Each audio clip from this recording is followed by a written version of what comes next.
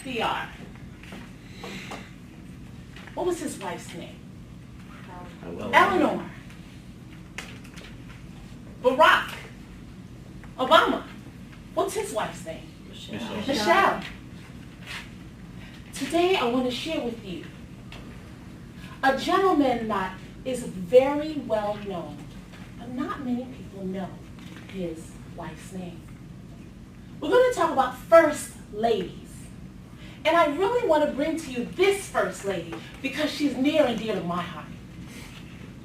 Who is the gentleman that has given the account of opening the Red Sea? Who was that leader? What was his name? Moses. What was his wife's name? Not one of you know. You want to know why? Because being first does not necessarily mean being in front. Her name was Zipporah. And Zipporah steps in at a time that Moses really needed someone. Zipporah was out in the middle of the desert with her sisters. There were 7 of them. And they were watering their sheep. Moses was in a situation where he had already left Egypt.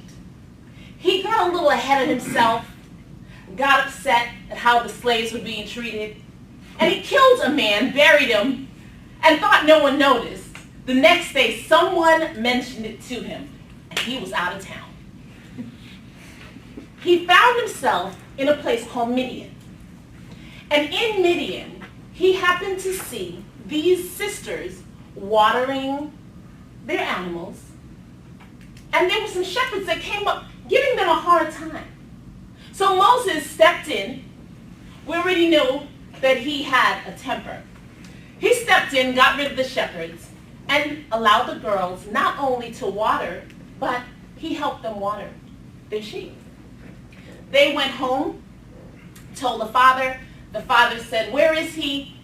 The father ended up giving Moses his oldest daughter, Zipporah, to wife. Fast forward a little bit, they end up having a son. Moses goes in front and sees a burning bush. He's told, this is God. He comes home. Now let's just bring this modern day. If you're a man, picture your wife comes home to you and says, "Babe, check this out. I saw this bush. It was burning. It was not really burning. Anyway, I put my hand in my bosom, and I came out, had leprosy. Babe, I had this stick. I dropped it on the ground. It turned into a snake. And listen, we're supposed to be going down to Egypt to let these people free. Are you on board?" Most of us would not be on board. But if you want to be a first lady, the first letter in first is F for faith. Zipporah believed her man. Not only did she believe her man, she had faith and believed him, but she decided to go with him. And as the Bible explains, they were on their way. And all of a sudden, there was an angel in the sky about to slaughter them because their son had not been circumcised. Moses, the leader, did not do his job. As a father, it was his job to circumcise that child. Not only did he not do his job, but he put his whole family in danger. But a first lady does not turn around and talk about, "Baby, you sure didn't do what you were supposed to do. I told you you should have circumcised." Baby, no. As that angel was coming down to destroy her son, Zipporah stepped in, got a stone, a flint, cut the foreskin off, and handled her business. First, second letter being I, you got to be all the way in. Zipporah was all the way in with her man. She didn't just have faith, she was in. After after this took place, they had a little disagreement, Bible scholars say. And all we know is that Zipporah did not go with Moses. Later on we see that she shows back up. Moses may have said to Zipporah, look, the situation doesn't look like it's good. It might be dangerous. I need you to go back. But she wasn't there. He goes on. We know the story. He starts leading people to where they need to be. And Zipporah shows back up. So we see R, the third letter, in being the first lady. Resilience. She came back.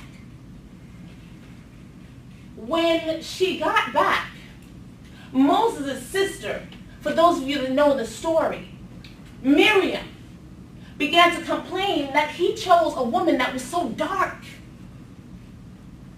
She didn't look like them. And she began to murmur and complain along with Aaron. And Moses heard of what was going on, but I guess he wasn't involved. But God heard. And Miriam was struck with leprosy. Zipporah had all these people talking about her. It didn't feel good. Sometimes as a first lady, it doesn't feel good. Everybody may not like you. But she had the S, staying power. If you want to be first, you have to have staying power. And then she had the T, trust. She trusted that things would turn out like they should. Today we're talking about first ladies, but I want to tell you that this applies to anyone that wants to be first. You have to have faith, believe in your dream. You have to be all the way in, even when it doesn't feel good.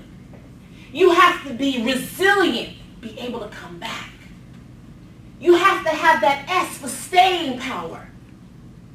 And then you have to have that T. You have to trust.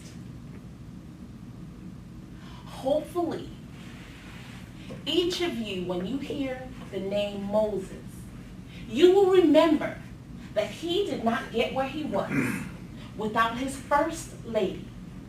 And if you want to be first, you will put into application F-I-R-S-T.